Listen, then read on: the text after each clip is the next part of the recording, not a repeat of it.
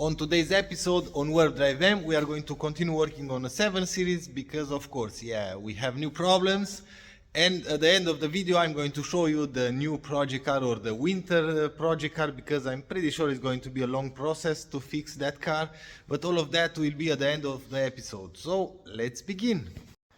Since I bought the car, I had this trim missing on this door. All the other trims are installed, and we have in here a new trim for the door. Let's open this box and let's hope everything is going to fit. I bought a set for both sides because the seller sold just these two ones, so yeah, I bought both. Now I know that is this one, and now I have to figure out how to put it in here. I think something like this, and yes, we have now the car complete. It doesn't look strange. We have a small distance in here. The clips are not holding all, and here I think the door is a little bit bent. I'm noticing now here a bend. See that in here it's a little bit pushed in, and that's why we have this gap. But it's more than enough. It's done. And this is how it looks like on the daytime, and it looks complete. I'm really happy. Now the car is complete. We have no missing parts and everything. I received another part that I'm going to replace, and I'm going to show you which one. And it's this button. I already replaced this button, but you cannot press it. Something happened, or not really sure. It works, illuminates and everything, but you cannot activate or deactivate the ASC because you cannot turn. See that? Illuminates, but you cannot turn it off because something happened inside. So I ordered another one, and it was the last one on the internet with the same part number. So yeah, let's replace this one as well.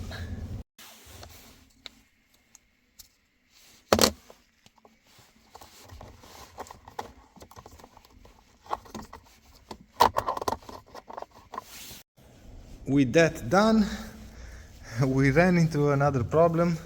Maybe you know, maybe you don't know, but everything is new in the engine bay. All the accessories or all the parts that I replaced, like this one, like the gasket, all the belts. But now I've noticed that this belt, if I can focus, this belt is loose. I've noticed on the steering wheel that the belt is slipping, so we have to tighten that belt. Let's lift the car in the air. Let's see what we have to do, and let's fix it, of course.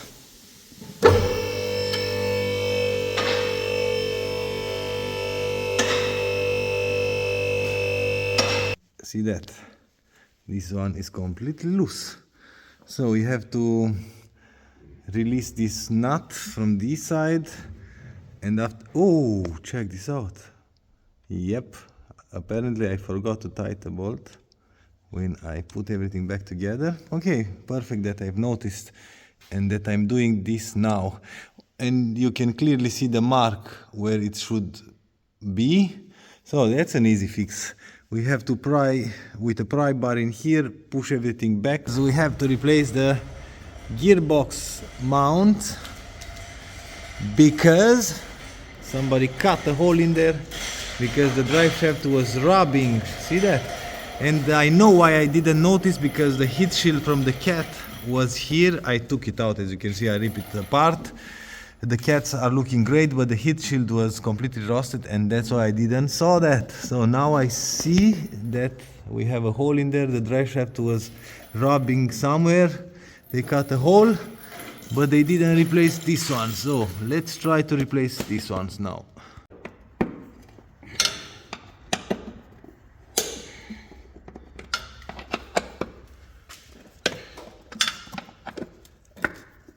It's out. Don't ask me how, but it's out. Check this out. So the gearbox mounts were completely destroyed. Old. I'm pretty sure are original. So yeah, it is time to replace it with the new ones we have in here.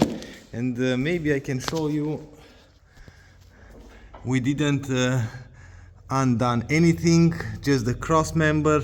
And yeah, it's a pain, you know where to remove those nuts from on top, but we've managed to do that. Now we are going to install the mounting rubbers in here, and after that we are lifting the gearbox cross member, and it's done. We have the new mounts in there, brand spanking new, both sides. It was a little bit complicated, to be honest, because I didn't want to remove the exhaust, yeah, because of the screws and the gaskets and everything. We've managed to do that like this, and we have a lot of room on the drive shaft onto this heat shield. I'm going to take this one out now and try to fix that hole in there. I'm pretty sure I can do something. It's done, but sadly of course, it started to leak on the differential in here. I drove 500 kilometers since I have inspection with this car, and now it started to leak. It was bone dry as in there, and now not anymore. So I have a feeling that I have to remove this dry shaft, new gasket in here. Yeah, it's going to be a journey, because check this out, how the bolts looks like. Yep, it is what it is. Okay, now we can leave the car, or we can lower the car down, because it's done. We can drive it normal now. I want to show you that we have a missing glass in here, or a cover that covers the lights for the door. And thanks to a subscriber, I'm going to put his link in the description box below, because he is printing this stuff. Just a second to see what papers we have in there. So, oh, by the way, this is the PO box address if you want to send me some stuff. So in there, maybe you can see, we have a glass. In here we have a missing one. In the front we have everywhere. And check this out, these are for the front, these are for the rear.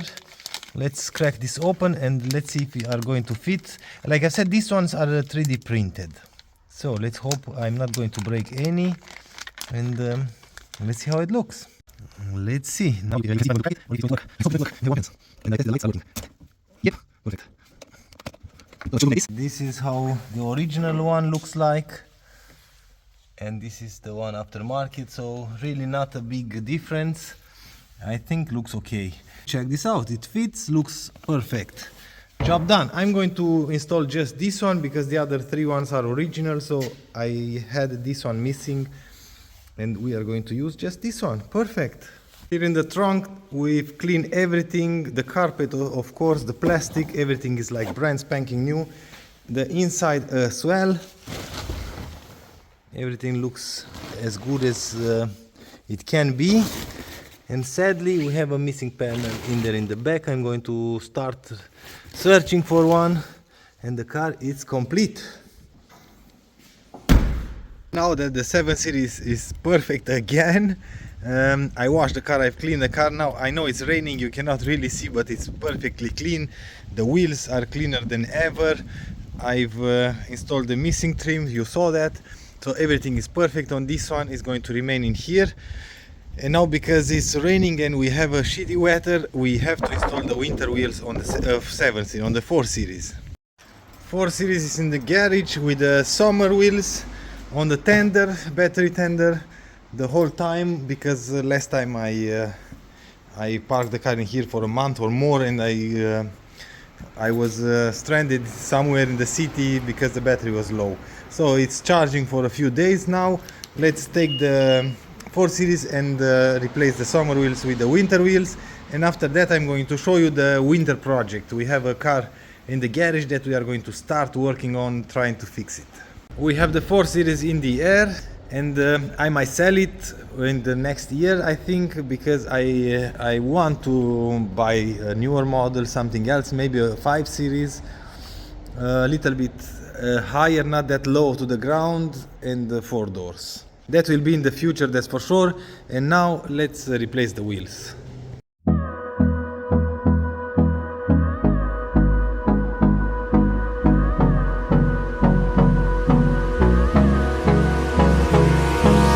Hold me close till I get up. Time is barely on our side. This one is done and right on time because started to rain outside and it's cold. We have wind, like strong wind. Yeah, so it's prepared for the winter. I can move the car in the winter time as well. The winter tires are in perfect shape, like brand new, front and back with a sensor. Everything is set, and now let's go on the other unit to show you the winter project car. Yep, this is the winter project car. This is a Skoda Fabia, not really sure the year, 2010 till 2014. Not really sure because I have the car already for a few months and I have no idea. The problem is that the car was flooded. I'm pretty sure you saw that in the update video. You can see the watermarks in here. The engine computer was sitting in here and was not flooded. But everything else was flooded. And the strange part is when I bought the car was running and driving. We had no communication with body control module. The windows, central locking, stuff like that wasn't working. I bought an original one, coded. I had to just plug it in. And since that moment the car didn't want to start. So you can see in here the watermarks on the OBD plug, but we can scan the car. All the other modules are working. We have no communication with the ECU. In here water, so I'm going to start by cleaning all the fuses, check all the fuses. Up in there we have the relay box. I'm going to order a few relays. And yeah, in the next episode we are going to check if we have power and ground to the ECU and the CAN bus wires that is communicating with the car. And we go from there.